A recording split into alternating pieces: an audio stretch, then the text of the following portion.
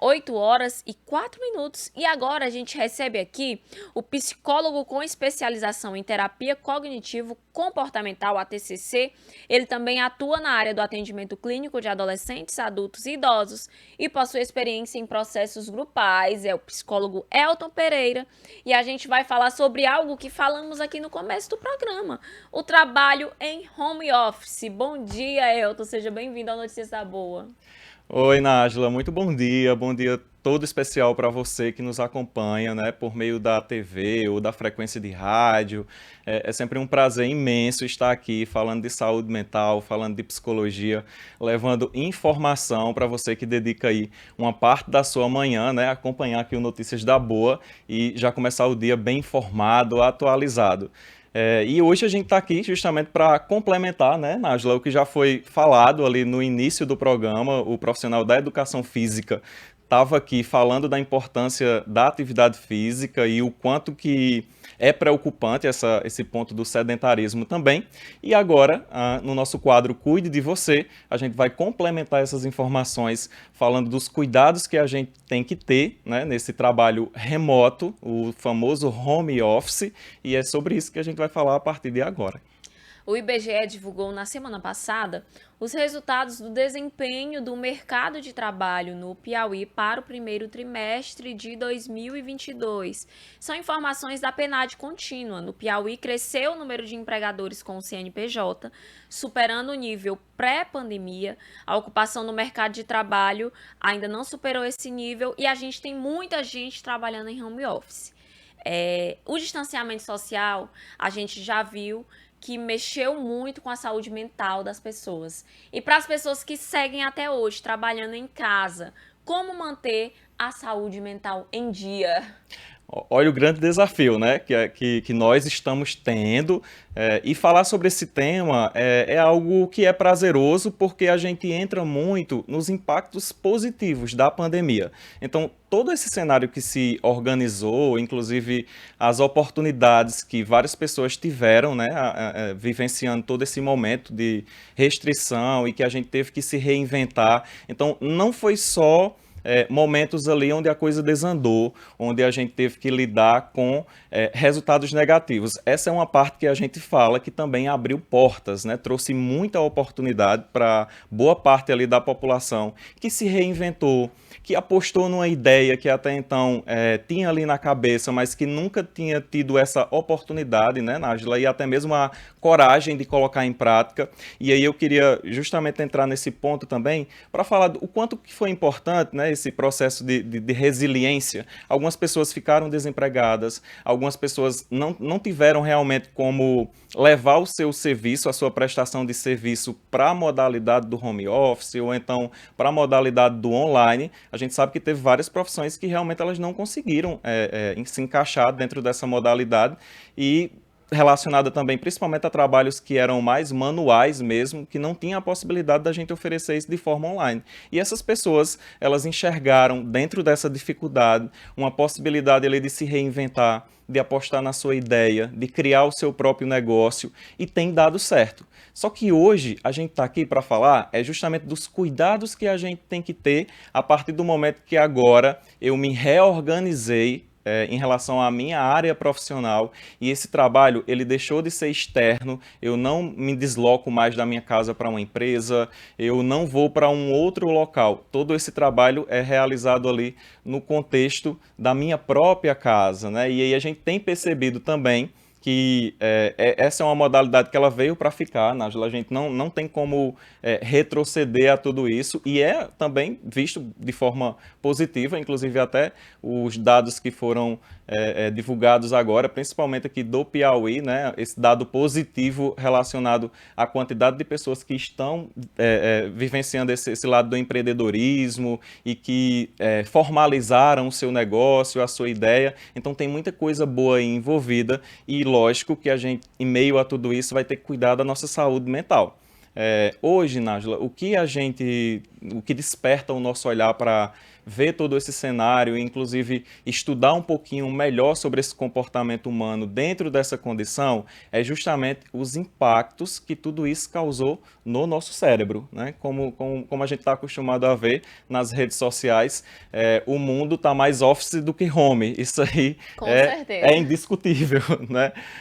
Então, parar para enxergar essa realidade da qual eu estou inserido, né? De que forma que isso está impactando, inclusive, em outras áreas da minha vida.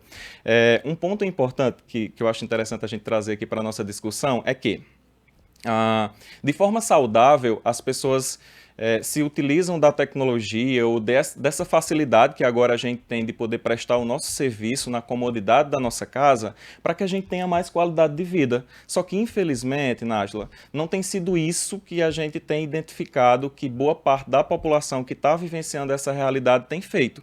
As pessoas, elas estão aproveitando essa espécie de tempo a mais que elas têm, né? Porque agora eu não preciso mais me deslocar, eu não preciso mais direcionar ali um tempo para fazer muita coisa, só que eu estou realocando esse tempo extra para outras atividades, causando justamente uma sobrecarga ali de tarefas, de atividades, e vale a pena também a gente já lembrar que da tão discutida e pesquisada hoje também a síndrome de burnout, que é um esgotamento físico e mental relacionado ao trabalho e que tem chamado muita atenção, já era algo que vinha nos preocupando, né, dentro dessa área da saúde mental, dentro desses fatores psicológicos, e com toda essa migração de trabalho para o contexto do home office, para o trabalho em casa, tudo isso, esses números agora estão mais significativos ainda e nos chama muito a atenção a quantidade de pessoas que estão vivenciando esse sofrimento justamente por não conseguir gerenciar essa nova modalidade de trabalho.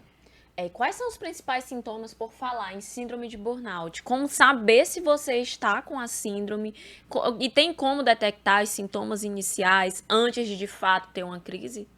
Sim, Nájila.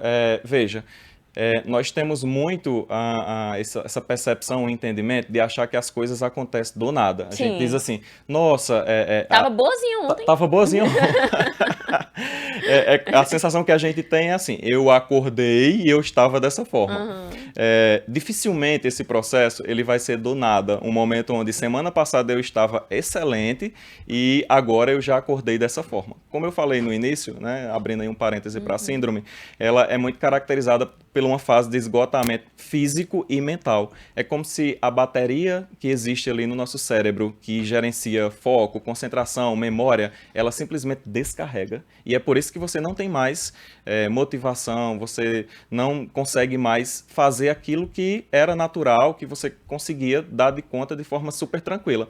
E um dos fatores que contribui para que essa bateria descarregue é justamente essa sobrecarga que eu falei lá no início, né, do quanto que a gente vai se sobrecarregando e a gente não vai tendo tempo para as outras áreas, conectando até com a ideia que a gente falou lá no início, né, do profissional da educação física. Você vai negligenciando a atividade física, negligenciando a sua alimentação, vai barganhando em relação ao sono. Você já parou para pensar o quanto que a gente costuma tirar momentos ali do nosso sono para direcionar para outra coisa? Com A gente certeza. diz assim, hoje eu não consegui dar de conta daquela atividade da faculdade, do trabalho. Ah, mas não tem problema, eu vou dormir um pouquinho mais tarde e aí eu consigo resolver aquilo que eu não consegui dar de conta. Então, entramos nesse processo de barganhar, de Com tirar momentos certeza. ali do nosso sono para poder priorizar outras coisas, sendo que o prejuízo que você vai ter, o impacto que tudo isso vai causar na sua vida, é uma conta que não fecha, é um momento ali que não compensa. Essa balança ela vai desequilibrar. E aí, voltando ao questionamento que a gente estava fazendo, é como identificar, se não é do nada, a que eu tenho que estar atento? Todo o processo, como a gente fala aqui, né, ele inicia através de uma autoobservação, de uma autopercepção, da gente tornar tudo isso consciente. É aquele momento, Nájila, que eu digo assim, nossa, mas hoje eu estou me sentindo muito cansado. O que está acontecendo com o meu corpo? Esse questionamento ele é indispensável, que você se questione. Ah, por que eu estou tão cansado hoje? Ou então, por que hoje eu estou tendo essa dor de cabeça da qual eu não estou reconhecendo, não é normal essa dor de cabeça que eu estou sentindo. Se a gente não entrar nesse processo de autopercepção, de se questionar os sintomas não só físicos, mas inclusive também até a nossa percepção mental. Por que que minha cabeça hoje, as pessoas relatam muito a questão do pensamento acelerado, né? Sim. Tem até alguns termos que as pessoas vão atribuindo a isso, a síndrome do pensamento acelerado. São só nomenclaturas que as pessoas vão, na verdade, na literatura em si, não Não existe. existe, né? Não existe, mas a gente acaba que utilizando essa espécie aí de nomenclatura para poder definir ali um momento que a gente está vivenciando. Então, não é só a gente observar o que está acontecendo no nosso fisiológico, o que está acontecendo no nosso corpo, mas que a gente consiga também observar o que está acontecendo na nossa mente, a qualidade dos meus pensamentos. Por que que hoje eu amanheci com esse pensamento tão negativo, tão pessimista, que as coisas vão dar errado? Ou então, por que que hoje eu amanheci com essa angústia, com essa tristeza? Não é a gente ter medo, não tenha medo, são emoções, são sentimentos, e na maioria das vezes, quando a gente entra nesse processo de questionamento, do tentar entender o porquê que aquilo ali está acontecendo, isso se resolve, né? Você vai ter um processo ali de autoconhecimento, você vai chegar a uma conclusão, e aí, Nájila, é onde entra o nosso processo de se autoajudar também, porque a partir do momento que eu estou ali na minha angústia, na minha tristeza, e eu consigo chegar a uma conclusão, nossa, eu estou angustiado porque eu tenho percebido que eu só tenho trabalhado, eu não tenho tido tempo para minha família,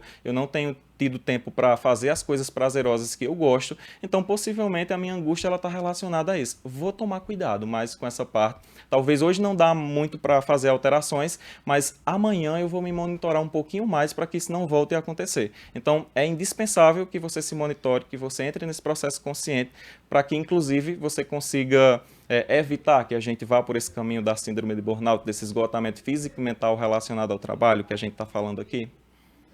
Com certeza. De que forma o acompanhamento pode ajudar, o acompanhamento psicológico, a ajudar a identificar esses fatores externos que estão prejudicando a saúde mental de quem está trabalhando em casa, por exemplo? Ah, certo. Veja, a gente falou aqui de um passo a passo, né? Primeiro a gente se monitorar, falamos aqui também que o simples fato de agora você estar trabalhando em casa é positivo, a gente tá reconhecendo todos os benefícios que a gente tem. Quando eu chego num ponto onde eu consigo identificar que toda essa minha rotina ela está sendo alterada, ela não está sendo mais uma rotina que a gente leva em consideração que ela está saudável. Eu estou nessa fase me observando bem mais cansado, eu estou observando, principalmente, sabe qual é a principal característica, Nájila? Que as pessoas relatam e que pode ser para você uma espécie ali de alerta, ligar uma luzinha amarela para você começar a se observar? Irritabilidade. A É. irritabilidade, ela é muito presente relacionada a tanto a síndrome de burnout, como também várias outras demandas emocionais que podem estar relacionadas a esse excesso de trabalho, né? O momento ali que a gente perde o time de como gerenciar esse trabalho em casa. Então, se você está se identificando dessa forma, se você está vivenciando esse momento consciente que a gente está falando aqui, onde eu identifico que aquilo ali está causando prejuízo, tanto físico quanto mental, é hora de procurar ajuda. Agora, Nájila, um ponto importante relacionado a isso. A gente só vai conseguir ir para essa etapa do procurar ajuda se primeiro você aceitar que você não está bem. É preciso a gente vivenciar Reconhecer. isso, essa fase do reconhecimento. Não tem nenhum problema você acordar e você olhar para você mesmo, ou então, já que você está num contexto ali familiar, que você fale para alguém da sua família, olha, hoje eu não acordei bem, eu não estou bem. Né? Que você reconheça, que você aceite. Esse é o primeiro passo para que a gente consiga procurar uma ajuda profissional. E lembre-se, você não tem obrigação nenhuma de ter esse peso, né, de saber gerenciar as questões emocionais que você está vivenciando. É para isso que tem profissionais para cuidar da saúde mental. O psiquiatra, o psicólogo, várias outras especialidades também que faz algum trabalho relacionado à saúde mental. Então, se existem esses profissionais que estão ali estudando a área, que têm ferramentas para poder lidar com tudo isso, por que que eu vou achar que eu tenho essa responsabilidade de gerenciar, de conseguir lidar com as minhas próprias questões emocionais? Se você está numa fase que você está conseguindo, que não está vivenciando nenhum problema relacionado a isso, tranquilo, significa dizer que sua vida ela está saudável, está dentro dos parâmetros de normalidade que a gente consegue. Mas se você não está conseguindo, não tem nenhum problema você reconhecer. Reconheça, aceite, busque uma ajuda profissional para que juntos vocês consigam analisar, entender o que está acontecendo ali e traçar uma estratégia para que você consiga voltar para um padrão de normalidade. Acho que vale a pena também, Nájila, a gente falar do quanto que nesse momento a família é importante. Esse novo cenário que se reorganizou, você tem que contar com a ajuda da sua família. Esse trabalho ele só vai ser de qualidade se as pessoas conseguirem também entender que não é por fato de você estar em casa que o trabalho ele vai ser feito de qualquer jeito, que eu não tenho horário para iniciar e horário para terminar. Então, tudo isso fica muito difícil quando a gente não consegue contar com esse apoio familiar. Vai ser muito fácil da gente conseguir perder essa rotina ou de não conseguir manter esses hábitos saudáveis, porque você vai se sentir sozinho, você vai ser aquela sensação do eu estou fazendo de tudo para a coisa dar certo, mas aí sempre tem alguém que está atrapalhando, sempre tem Sempre tem alguém alguém para que atrapalhar. está boicotando ali os meus planos. Certo, doutor Elton, obrigada pela sua participação aqui no Cuide de Você, obrigada pelos esclarecimentos. Bom dia. Nájila, eu que agradeço, tá, por participar dessa edição com você. Agradeço também a todos que estão no momento nos acompanhando. É sempre um prazer estar aqui falando de saúde mental. Próxima quarta a gente está de volta e não esqueça, cuide de você. Cuide de você. 8h20. Nós estamos aqui no Notícias da Boa. Você que está nos acompanhando pela Rádio Jornal Meu Norte e